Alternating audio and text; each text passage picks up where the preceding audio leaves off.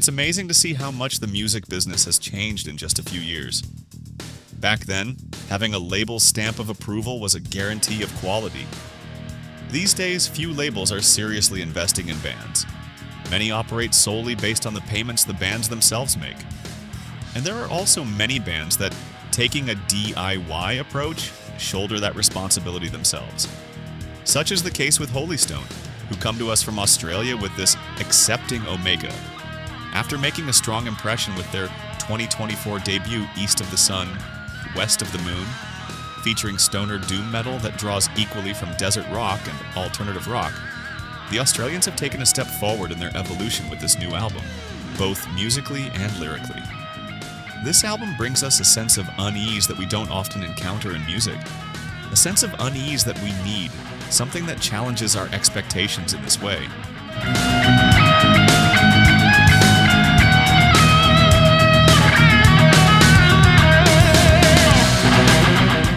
The Ruthless are one of the classic names in the American underground heavy power metal scene.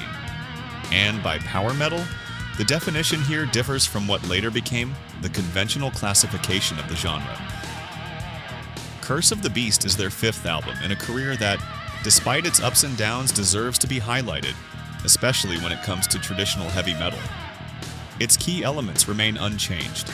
Sammy DeJohn's vocals remain intact, and the rest of the lineup, though not the original, includes only drummer Sandy Vasquez from the band's early days, even though he didn't play on the classic debut album Discipline of Steel. They aren't reinventing the wheel, nor is this an album that looks to the past. To put it simply for the sake of our review, Curse of the Beast is a heavy metal album by someone who truly loves the genre, intended precisely for those who feel the same way. And for us, that's perfect.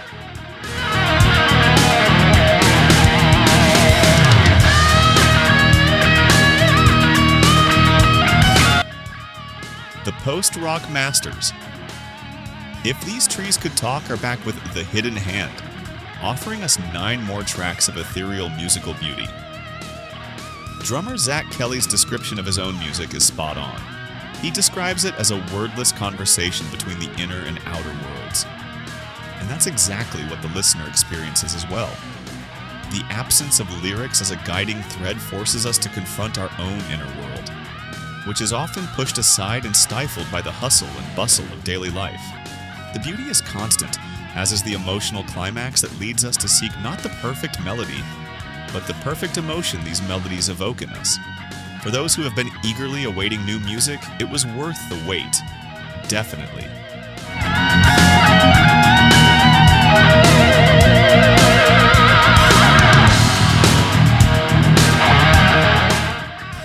The Brazilian duo Litosth is back with their 4th studio album, Dreaming, an album that showcases the band's continued creative vitality 2 years after their previous release, Caesariana.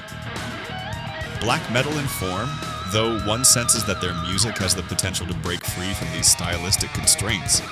Even as they make perfect sense within the melodic subgenre, the songs are well crafted and technically flawless. And let's not forget that Macon Ristow is solely responsible for the music, while Wendell Ciota handles the lyrics, which are a spectacle in their own right. A solid album for anyone looking for melodic black metal that breaks the mold.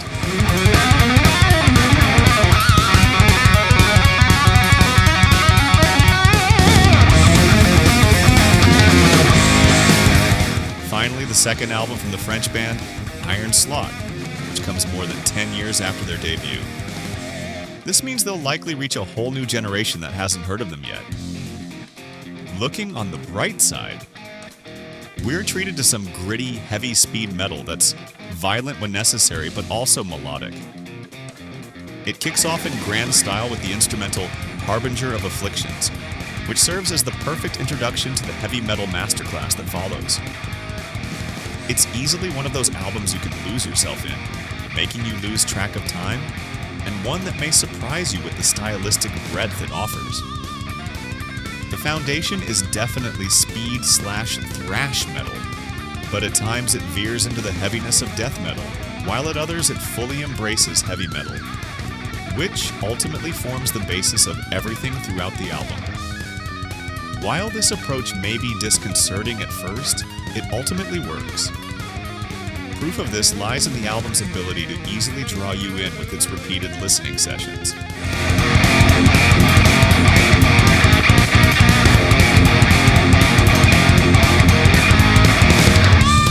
This is the second full-length album by the Finnish band Sigyn, who had already made a strong impression in 2023 with their debut, Dehumanized. Anyone with a good memory and knowledge of metal might find that this sound, or this approach to melodic death metal, echoes what Children of Bodom and Alma were doing 2 decades ago. However, this isn't simply a rehash of something from decades past. What we have here sounds refreshing today, which in itself speaks volumes about the current state of heavy music. Regardless, From Nation to Chaos is an album where melody and heaviness come together in a tribute to what the Finnish scene was like more than 20 years ago, while also proving that with creativity, nothing ever sounds dated.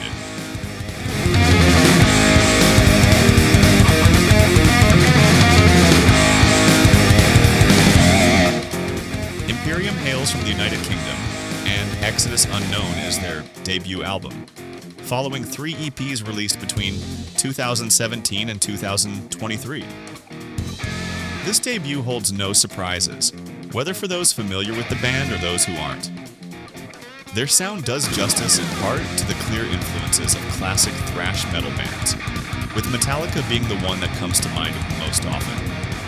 However, there is room here to carve out their own musical identity, already present in the aforementioned EPs. This identity has also been solidified by their active live performances. Exodus Unknown is not the salvation of thrash metal, nor is it the next big thing. It's an uncompromising album that thrashes like never before and speaks to the hearts of those who love this more muscular approach characteristic of the late 1980s. And I'm not just talking about Metallica, but also Exodus, Forbidden, or their fellow countrymen Onslaught. An album full of thrash metal fun, and in a world that's far too complicated, this is exactly the music we need to bear the burden of it all.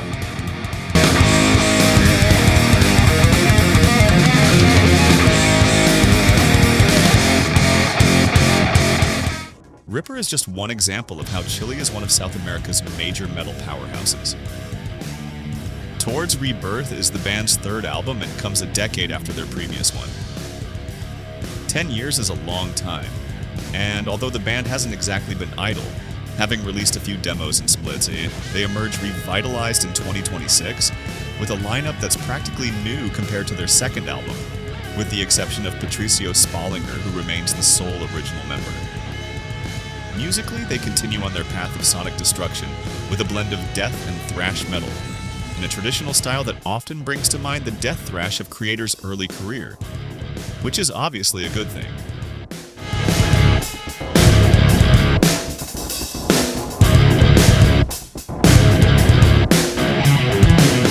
Sojourner is one of those projects that really makes an impact here at World of Metal. And the fact that they don't fit neatly into any one category is a sign of that.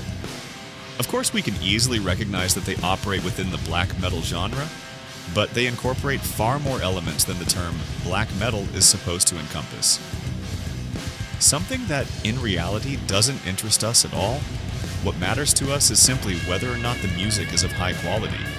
And 6 years after Premonition, with a new vocalist in the form of Heikki Langens, formerly of Draconian, these new songs truly shine with their melancholic and melodic flair. Gateways is truly a portal that transports us to another reality, one that takes shape in songs like And the Paintings Fall and Occultation. 2 standout tracks on an album where every song is noteworthy. Music to be savored slowly in a world moving at a breakneck pace.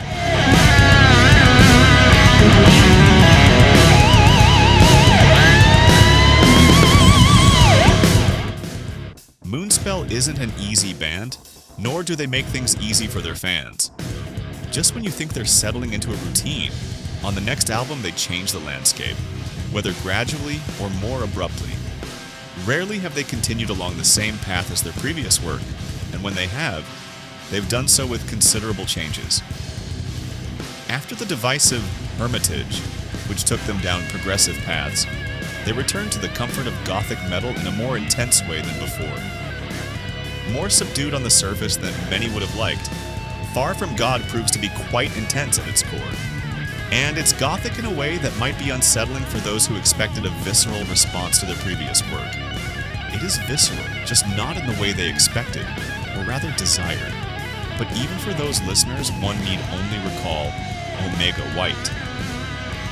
This is an album that revives the band's key gothic influences, and does so in a more inspired way than Darkness and Hope, for example.